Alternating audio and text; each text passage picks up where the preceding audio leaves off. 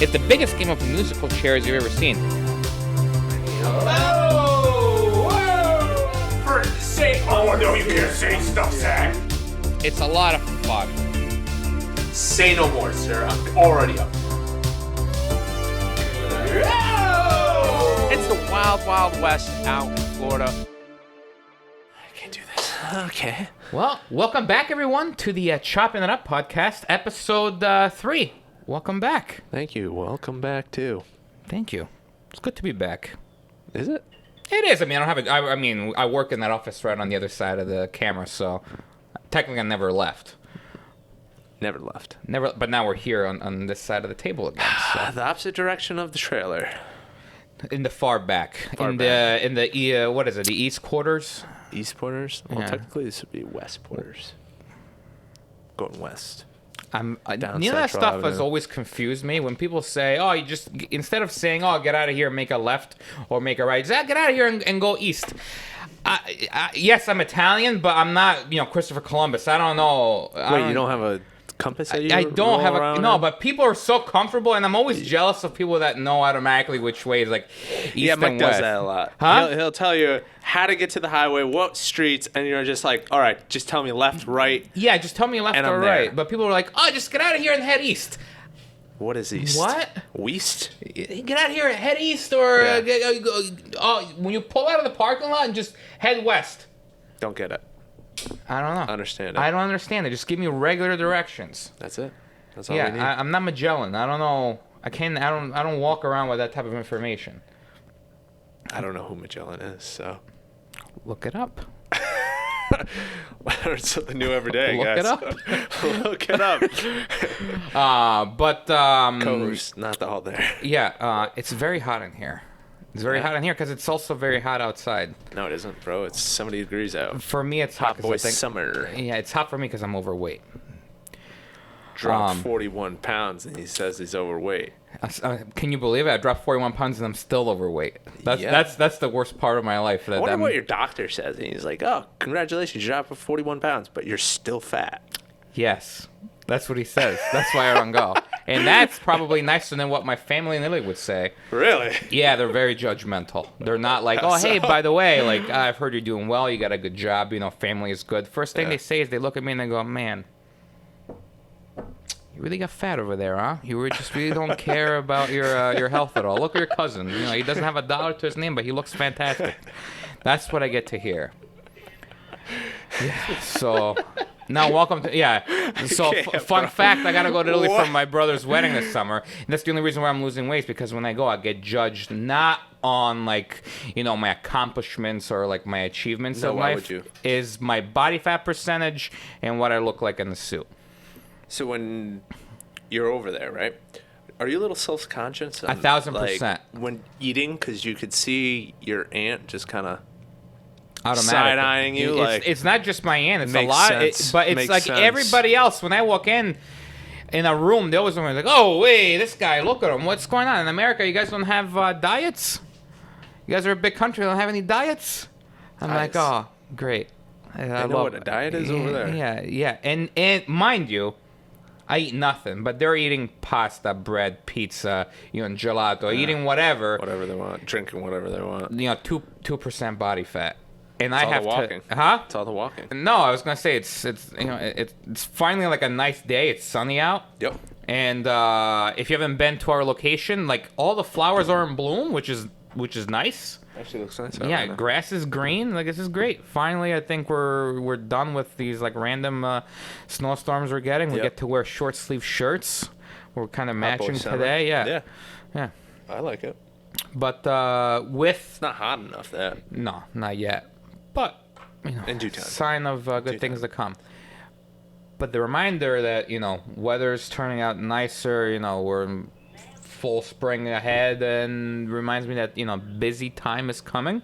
Oh yeah. And Summer's ramping up, baby. Which for us, summertime is always a busy time. I think like most other places, but which reminds me that we are always hiring. So We are hiring. and this is a busy time. We actually just hired a new guy right here for us right now, and we're always looking for essentially any position. There's always one open here at DePaula. We're a big auto group, so Service, sales, marketing.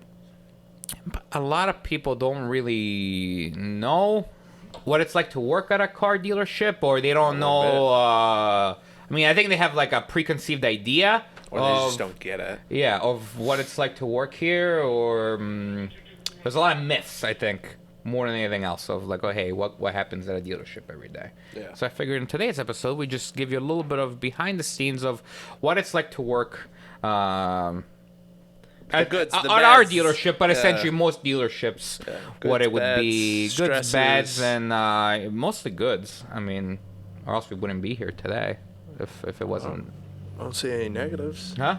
Not all negatives. Yeah. Mostly positives. Yeah. So, personally speaking, it definitely changed my life, working at a dealership for the better.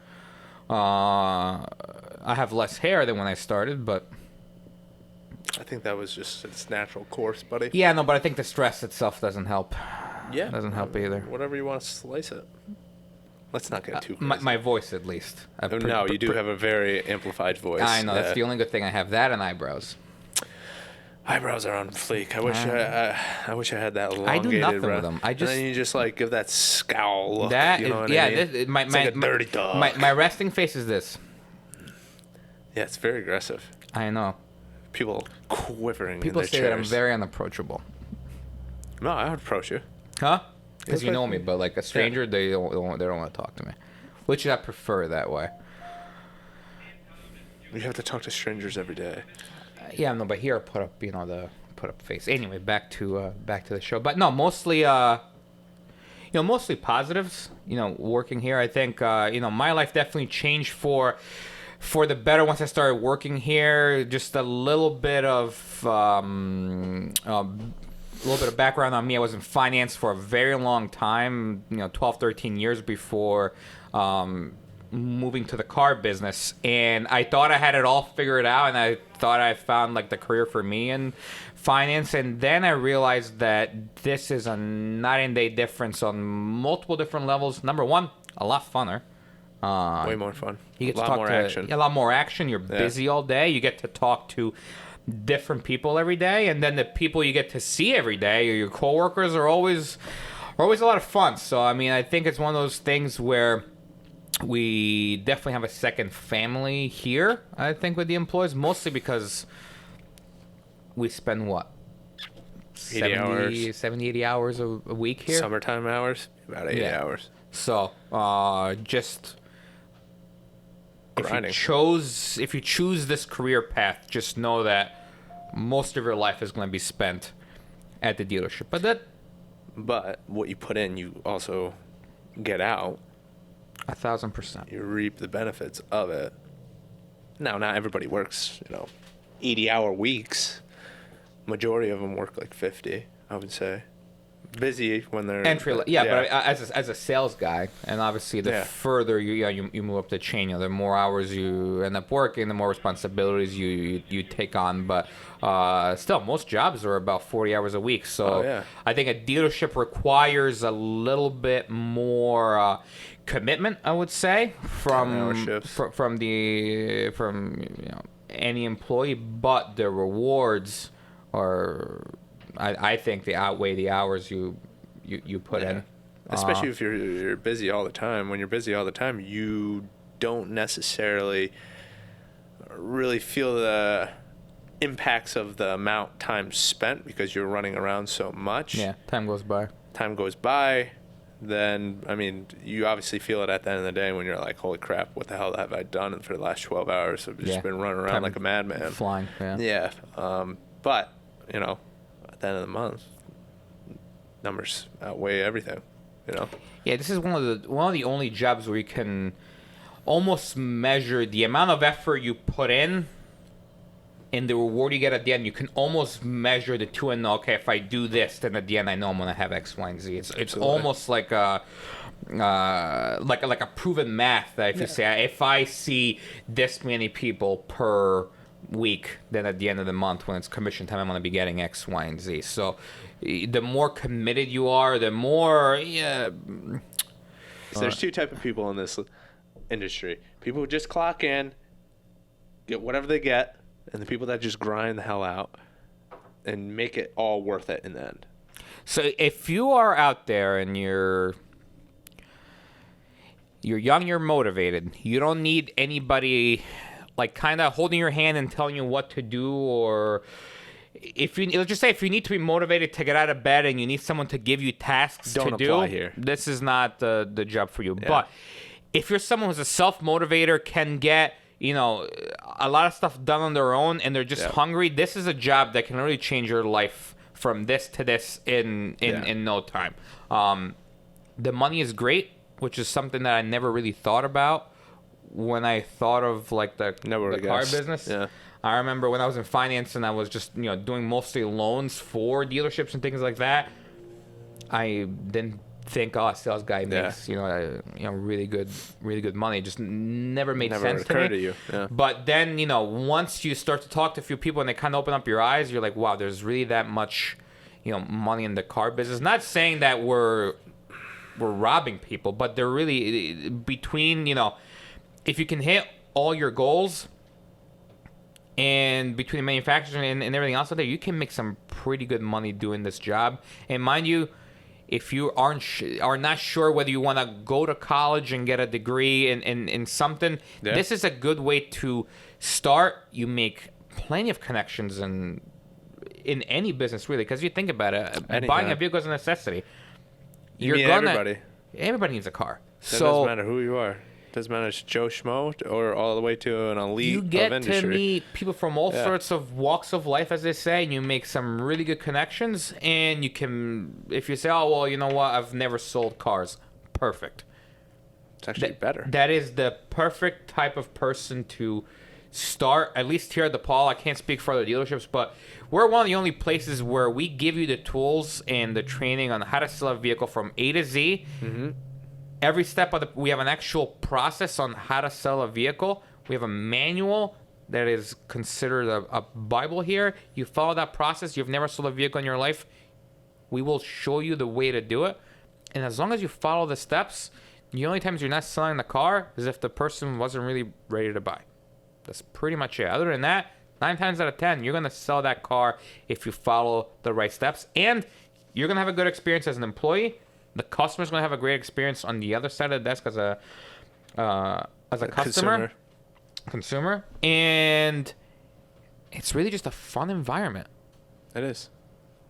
It's like you're basically coming to work, shooting the shit all day, selling cars, moving metal. That's all it is. You talk to people. You talk to them about their lives, your lives. And people have and it never ends, to be honest with you. I think they have like this idea that, we're super aggressive when it comes to... Most of the time, you're talking There are people like that. There are people like that, but most of the time, it's just... You're sitting down having a conversation with a stranger. I think the more you talk to them, the better relationship you build with the customer, the easier the sale is going to be. And a lot of people get, nervous, like, I just can't do it because I'm not someone that can just go and sell. Never have I feel like I had to go out there and like Never really sell and push this. Yeah. You're not a door-to-door salesman. They came to you because they want to buy a vehicle, which is something that they need. They've already done the research. They already know what they want or an idea of what they want. All you have to do is say, this is what we have. Pick which one. Yeah. Oh, that one looks nice. Perfect. From there on out, I don't really ever talk about the car. Never. I don't have to. Well, the car will sell itself. Yeah. So, Always. I think you have to be... I want to get to know you as a person. Yeah, but I think you have to be a professional in, having a general idea of like, okay, here, most vehicles come with X, Y, and Z. So I think you have to have, that sort of affinity to cars, but by all means, you don't have to be a mechanic or an expert in the field. I've been doing this for years. I love cars, but if I was to pop a hood open, I couldn't tell you what part of the car is what. That's an engine cover. Yeah, I just know. I don't even know where the battery is. Yeah. So I got AAA, baby. Yeah, I mean, I got knowledge, but I can't say, hey, my car's making this noise. Can you tell me what it is? Yeah, I know. Unfortunately, no. And they're like, oh, but don't you sell cars? I'm like, yeah, but I'm not a mechanic. Yeah, does it look like I'm a mechanic? That's the first thing I thought about, when I wanted to get in the business. Like, I think I could sell cars, but I really don't know much about what makes an engine tick or move, or and need then it. you realize that you don't need to. So it's not like, just don't need let to know these how to talk to a person. Yeah, just gotta And make a relationship after that. Exactly. Just gonna be personable. Yeah. If you can be personable, Easy. It's most money. of the time, it's essentially that's exactly what it is. So if you're out there and you're thinking about joining the business, come and join the family. We have a process. We'll put you right through it. We'll teach you all the steps. We actually prefer when people come in and have no experience because they have no bad habits. They're not pushy. They're not doing anything that they shouldn't really be doing. Most of the time, you have a great experience when you come in, you sit down, you meet somebody new, and they just help you get in the vehicle you like. They're not selling your car; they're getting you into the car you wanted. So I think there's a difference between the two, and I think that's what we do here. I've walked into dealerships that from the time that I walked through the door, they're like, "How much are you looking to spend, or what do you want to do?" I just want to see what We're you thinking have. about discounting the car Yeah. for you today, right now, and you're like, dude, I was just trying to use the bathroom. I don't need that car. Or enjoy the free coffee and donuts. Yeah. Which I know now, COVID and everything, not a lot of people are doing. But back in the day, I miss the free coffee. coffee and donuts were always nice at a dealership. I know. But Just go in there, take a couple. Adios, amigos. can't The beat way to it. do it. Can't beat it. Big jaw. I know. I know. You'll meet a lot of those in the business. Yeah, huge jaws. But you know Huge what? jaws. And they're It's- my it's- specialty. Sometimes it's fun. You just If a get to jaw sit was to a talk bomb, I'm the biggest bomb diffuser out there. to. You know why? Because it takes one to know. Because I'm the biggest one out there too. I know. I mean, your dad takes the king. I know. My dad is probably he's the he's the champion. reigning king, but like, Yeah. But it does help when you have jaw traits yourself. oh, 100%. And for what people don't, a lot of people they might not know what a jaw is. A jaw is someone that just They likes come to in, talk and talk and They talk. move their jaw. No and intent to buy. They just They want to don't come do in. nothing but just talk your ear off, and you're left there unsatisfied and confused on what just happened most of the time. But there's a lot of them out there. So many. And I think some people call them tire kickers too. Like they just come in the lot and they kick the tires, and I don't really like that one because why would somebody come and kick tires? because that just don't make sense. because back in the day there wasn't the internet, so people couldn't see their cars online. They would read about them in the paper. Yeah, that's and true. then walk in the lot and then literally kick tires and talk. But Yeah. I get it. People have nothing to do. They want to go to a dealership and talk for a bit. You'll get a lot of those too. But Some people are just lonely. I'll be honest with you. Some people just come in here because they don't have anything to do and they just kind of want that human connection, and they like cars. And you're like, man, you could just go to anything else but this place. Maybe even a car meet. You could even jaw them up over at a car meet, but they just want, I guess, that connection at a dealership. Which brings up a good point, because I think people always are going to need that connection with someone in person. Yeah. That's why I think dealerships are always going to exist. And yeah, right now everybody talks about buying cars online. I don't think that is ever going to take over to the point where dealerships no longer exist. I think people are going to always seek that person-to-person interaction. I have questions, I want to speak with someone right away. And you ever heard that I think it's Carvana or Vroom? Carvana, Vroom. They'll go, we'll drive you CarMax. happy. What? That's their slogan. Implying that dealerships will drive you crazy. We'll drive you happy. Yeah. Which, mind you, they don't tell you half of the situations that happen when... Javon got his insurance deferred because of Carvana. Mm-hmm. Yeah. You're driving me happy for sure.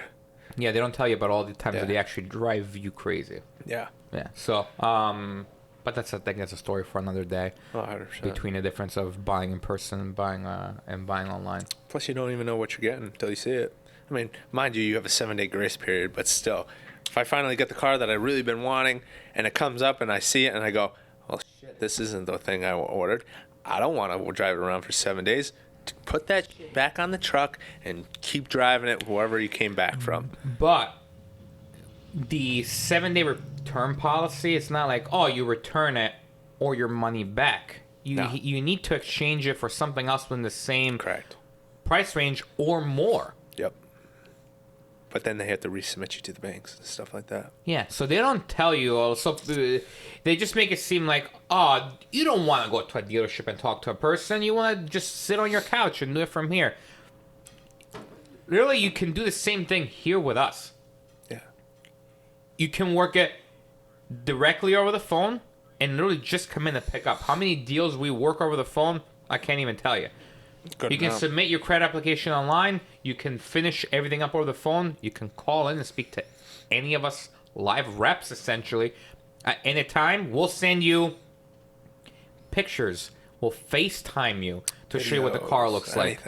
Anything really you can think of. You can do that through any of those websites. I don't really like FaceTiming customers.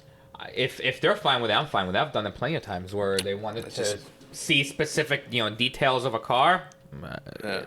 I'll show you, because a lot of the times for me it's easier where if I'm describing how the navigation works or something like that, or something on the interior tech, I don't mind hopping right in and flipping my camera around. I mean, as far as tech, I mean, we've come such a long way, and I think COVID itself has made us more creative in selling, because during COVID we weren't doing test drives at all at one point. And a lot of it was done over the phone. We've gotten pretty creative where you can pretty much do the whole process, except obviously drive the car from home, which is essentially what you're doing through these online services anyway. So, but they always paint us to seem like we're out here, we're trying to get you into something that you don't want. Last I remember, I'll shove you in a car and you're never gonna like it. And then you're gonna cry about it. No. Yeah. You think I want that phone call? The next day, the day after that, 2 months from now? No, but realistically speaking, you think I can make you spend, I don't know, the average car right now is what, $20,000? You think I can force you to spend $20,000? I've never held a gun to a customer to say you need to buy this right now or else. People make their own decisions, so it's not like, we're forcing people into making these. But that's what all these online services are kind of painting the picture. It's like, yeah, they're going to shove you in a car that you don't want. When have you bought something you don't like? Especially something that expensive. And without pretty much your condolences to do so. Like... Yeah, when... No, I didn't duct tape you to the chair and say, give me your social so I can run it. Yeah. Gun to your head. Yeah, now sign this document. Yeah. Now drive this car out of here. Okay, now you can go. You're free to go. Drive that car home. And by the way, don't ever come back. Yeah. Like when they paint the pictures like, oh, that's what a dealership is there to do. Nope. We've been here way longer than any online thing, and we're going to be here way after all of that. For the long haul. Yeah. I don't think it's ever going to go away. No. So the people are nervous. I'm like, do I really want to join an industry where everything is moving online? Everything is online, but it's going to always be in person too. Yeah. That piece is never going to go away. But yeah, even if you're not looking to sell cars, there is such a career in the field of like mechanics, and some of them are actually called service writers, service some of them are even called managers. engineers. If you work on a diesel engine, you're technically a diesel engineer. Yes, and correct. With the world of like electric vehicles, that's a total different type of certification, things like that, which there's a lot of money to be made in that field as well. So it's not like it's just, oh well, I'm gonna go in and sell cars, or be a mechanic. How much money do they make? That is such a skilled profession, and just like nursing is always a hot field, believe it or not. So is, vehicles break down. There are machines. Yeah. There's always going to be a need for a mechanic, a master tech, and they pay really well. 100%. And we help out with a lot of those, tuitions here at DePaula as well. So think about it. It's a great career, and it's a never-ending business. Essentially, there's always going to be a necessity. There's always going to need to be a car fixed on the road.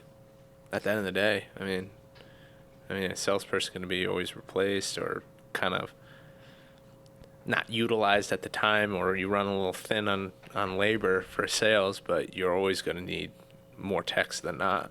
True. Because more cars are being on. Not only that, people are not buying cars every day. No. There's older vehicles out there that need to be serviced, so there's always going to be that need. And which brings me to the next topic that I want to talk about. Is what's that? A little bit of my forte, but your je ne sais quoi. Yeah, you know when you hear the word Oh, you're interested in buying a warranty? What's the first thing that you think about? Warranty. I don't need that. I don't need that. What do I need that? Yeah, you're trying to scam me. Yeah, you're trying to scam me or something. Or the first thing I hear is those robocalls you get saying, you're extending warranty on your vehicle that is expired. Yeah. So automatically, I think that's done a terrible job of painting the picture of that side of what we do. Scam artists have made it a little bit more difficult. Yeah, you know what? That's a real scam artist feel. But I think that's indirectly painted a terrible picture of what we do here. Because I mean, very much so. My job as the business manager, other than overseeing the whole deal, is to make sure my customers are financed and protected. Here at the used car store, more than anything else, obviously vehicles are not new. Some may have some remaining of the manufacturer's warranty. Depending on the model year. Depending on the model year and mileage. There's different coverages, which a lot of people don't really know about or look into or just, automatically assume. And then there's other things like, New York State lemon law, which covers some things it doesn't. So it has to be sent out on a claim. The state has to process it. Right. It takes a very long time because it's not just a company that does it. It's the state. And anybody who knows who's civil servants, they don't really speed things up. They take their sweet time for their 40-hour weeks. So I think there's like a negative picture when people hear the word warranty. Yeah. So I'd like to take just a little bit of time to explain what it is that we do to help all of our customers, and different reasons why a new versus a used vehicle might be the right one for you. Me, for example, the reason why I always buy or lease new cars is because I want to have one monthly payment. I don't want to have to budget for any unforeseen repairs or unexpected breakdowns or things like that, which, let's face it, cars are machines. It's not a matter of if, it's a matter of when it's going to break down.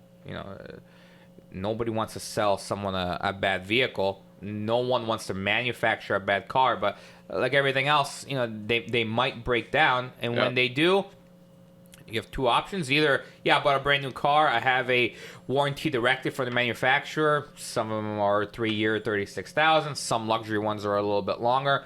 During that time, when you have a bumper-to-bumper coverage, everything is covered. You bring it in. You bring it to the original manufacturer. For example, we're a Chevy dealership. Your Chevy breaks down. You bring it to Chevy. It's a brand new car you bought. It's covered for the first owner. Don't have to worry about it. 3-year, 36. You bring it in. They fix whatever is wrong. Doesn't cost you a dime out of pocket.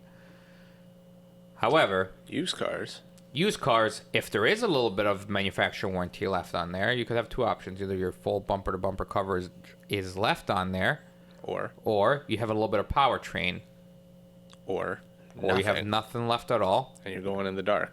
So, as a dealership, we're always going to put all of our vehicles through a 172-point inspection, which that's our part in guaranteeing that we're doing our best to give you a safe working vehicle. Like I said, anytime I sell a car and people ask me, is it a good vehicle? It's a great vehicle today. What's going to happen tomorrow? I'm not really sure, but we've done everything that is possible on our end to make this a perfect car for you. What happens after?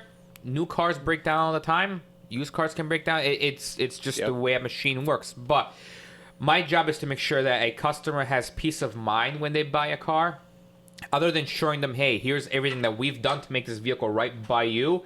Here's something else that can keep you, sleeping at night without worrying to say, oh man, what could happen tomorrow? What is it going to cost me? And let's face it, with COVID, prices have gone up for everything. Labor, parts. The demand for parts has gone up as well. Not even the price, just the demand for it. Oh, well, this wheel bearing is going to be 7 weeks out because we don't have it. Don't know if any wheel bearings are actually going to be here in 7 weeks, but prime example, you don't know. There's a shortage on everything. And that shortage is going to drive up the price anyway. Everything. So one thing sort of leads to the other. So my job is to really explain to the customer, hey, here is the situation that you're in right now. here's what you have that's covered. Here what you have that that's not covered, and what you could potentially be facing as far as an expense. The majority of people that have bad experiences with purchasing a vehicle service contract is they either buy something thinking that it's something else. They'll buy for example, a powertrain thinking it's a full bumper to bumper. Then they bring it in for service. Yep. Vehicle gets diagnosed, and guess what? It's not covered. Not now covered. You're paying for it out of pocket. So they're saying, man, what did the guy sell me? He got me. Yep. There's no getting you. We're not here to get you in any way. My job is to make sure that you're happy with your car, keeping your vehicle in your vehicle as long as possible, and have you come back for service. We are a total service dealership, so my job is to make sure that you're happy with what you bought. You keep it for as long as possible. Word of mouth, honestly, is the best way to get customers back. So I want you to have a great experience. So this is why we go over these protections. How many times does it happen where the first thing we start talking to somebody about making sure their vehicle's protected or protecting their investment, and they go, I don't believe in that stuff? Oh, all the time.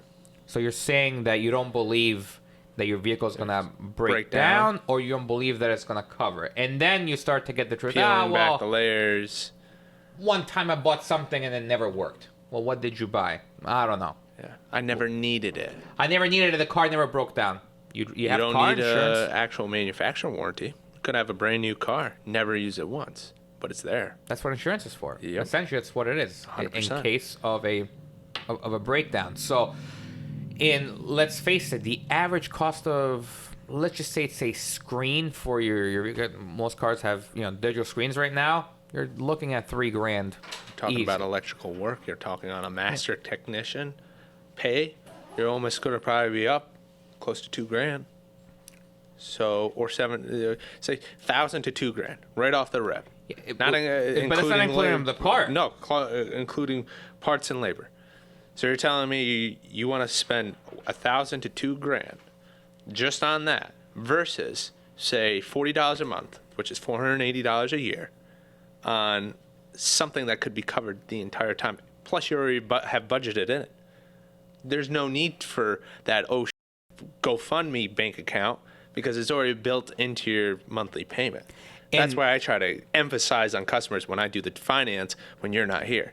But that's the thing. Wouldn't you rather know, like, hey, this is my payment, I'm all set, no matter what happens, I bring it. And not only that, the slew of benefits that come along with having that additional protection, whether you use Smart Auto Care, which we use here, or Zurich, anytime something like that happens, you have 24/7 roadside assistance, which granted you might have that through your own insurance, but why not have the additional backup option?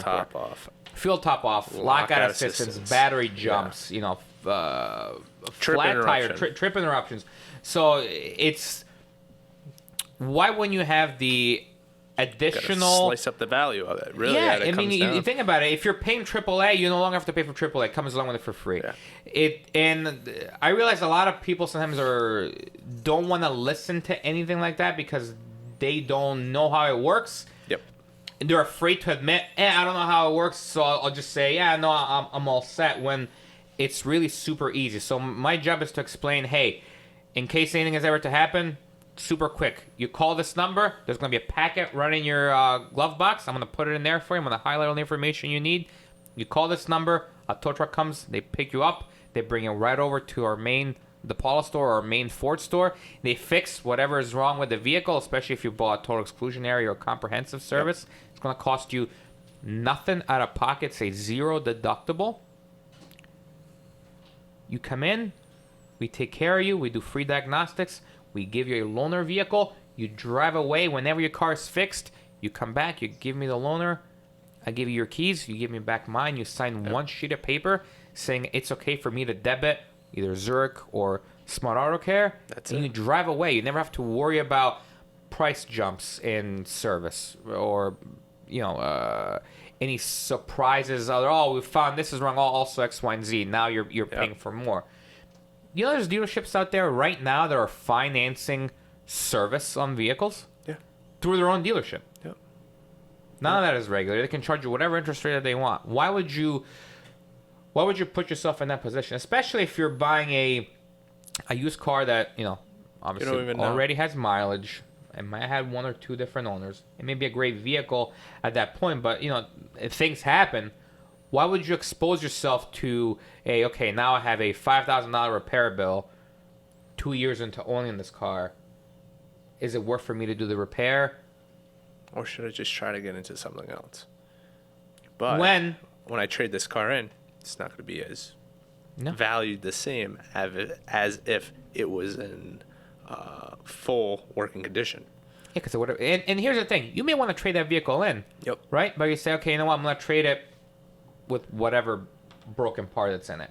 Yep. Obviously, you're not going to get the same value. If you had it, and you still want to trade it, you're still going to get more money for it. Which the first thing that we ask when we do a trade appraisal is, hey, have you ever had a service contract? Yeah, and the reason why we ask if you had it is because people that have it are going to always bring their vehicle in to get fixed because it doesn't cost them anything, and it's going to add value to your car. So I think people just have this negative idea of what it is, or it doesn't cover anything, or it doesn't work, or it's a scam. I think the best... There's a reason why they exist. If they were scams and they were 100% scams, they wouldn't exist after a while. Yeah, it's a Ponzi scheme. It's a Ponzi scheme. Somebody's making money off of it. Of course somebody's making money off of it. Do you complain for having car insurance and you never had an accident? Yep. Good for you. But if you do get into an accident, don't you want to have your vehicle fixed and... working conditions, so you can drive it back and forth? Yeah, 100%. Yeah, so I think if it's something where, me personally, like I said, I always drive new cars because, first of all, I always like a new vehicle. But then I have the knowledge of saying, hey, I'm going to be the first owner of this car. No matter what goes wrong with it, I bring it to a dealership. They take care of it. Yeah. Peace of mind. I don't have to worry about it. They give me a loaner. The same type of protection and peace of mind I can give to anybody on any used vehicle that they buy from me. And luckily enough, New York State, it is what it is, but it's actually one of the only states that actually does give you lemon law coverage. So if you drive off the lot, and they regulate everything. Yeah, you drive off the lot, something's wrong with the car, you can come back, we'll fix it. And obviously, us being a bigger dealership, we have a reputation. We're going to always, take care of our customer, especially if you just bought the vehicle. But some other dealerships, you drive it off the lot, hey, buddy, it's your problem. The car breaks down tomorrow, oh, well. Figure it out. Some other states don't even give you protection that holds the dealership accountable, let alone... is the dealership going to just automatically take it? No. There's no regulation. There's nothing that holds them accountable. So, yeah, taxes might be high in New York State, but it's a good state to buy a car. And this is why we do a lot of business from out of state. Couldn't agree with you more. I think the best part about the other warranty is, guess what? It's retro paid. It's a double-edged sword of just pure goodness. Your car's protected. If you don't see any value for it anymore, guess what? You cancel it back, and whatever the remaining balance is, you get a check right back to you. It's a smart move. You're covered either way. Or, which, let's face it, happens up here often.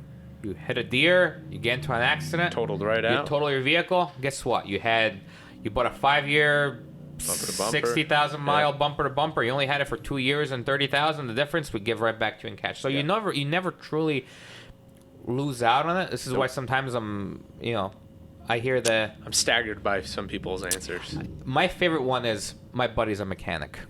Oh, your buddy's a mechanic. I wish I had a buddy. He's going to stop his day to fix your car. Yeah. Only get him a couple beers. I wish I had a buddy that's so good to me that's going to, number one, fix it for free. Number two, buy the parts. Who would have thought? I hear it all the time. It's like, super generous. Yeah. My buddy's a mechanic. He does that work for me. Oh, okay, cool. So he buys the parts too? Oh, no. Okay. So you're going to buy the part? Yeah. You know how much parts are nowadays? No. Oh, does he have his own body shop? Or he's got his own, mechanic shop? No, he does it out of his garage. Okay. Gotcha. Why wouldn't you bring it to somewhere that's got a master technician with, years of... And if your friend is an authorized mechanic, get him bring paid, it to buddy. him. You have a warranty, he gets paid. Yep. Why wouldn't you do that? My dad never bought any, so I'm not buying any. Okay. That makes sense. How many times did your dad have mechanic problems? Never had a problem. Never had a problem. Really? Very coincidental. You know what they say about coincidences? What do they say about coincidences? It's never coincidence. Always happens. I was expecting a different answer. Gotta keep it PG, buddy. Okay. Yeah, no, because I've you see what happens when you're foreign. You hear these things like, oh, you know what they say about whatever. I'm like, no, what do they say? And people think I'm being sarcastic, but I really don't, because I know in Italian. Yeah. But sometimes in English, you get a different answer. Like the pigs on the mountain, the water's boiling. Yeah, I say that all the time. People don't understand what it means. And they go, what? You know, That's my favorite you know one, what's buddy. funny? A lot of Italian sayings they're like animal related. And when I say them, they're like, oh man, like, what does that mean? And like sometimes, for example, when I'm trying to convince somebody to do something, they don't want to do it. Yeah. You know, we say, you know, there's no sense in whistling at the donkey if he doesn't want to drink. And people look at me and they go, What? what? And they're like, yeah, because donkeys are stubborn. Yeah. And they go, why do you know so much about animals, mostly donkeys? And I'm like, well, you know, Mostly donkeys. Italians, we have a lot of donkeys in Italy. So yeah, Sure. we have a lot of donkey related knowledge. Yeah, oh, yeah. Yeah. Yeah. You guys could be donkey ranchers. You know what? You could be a donkey rancher, but you know what You're they welcome. say about donkeys? Stubborn. They're stubborn. So it's gonna be a hard job to wrangle all those donkeys. Unless it's your uncle. He just puts it up. Puts My it on uncle, his I have an shoulders. uncle. I hope he gets to see this one day. Very strong, but you know, not too bright.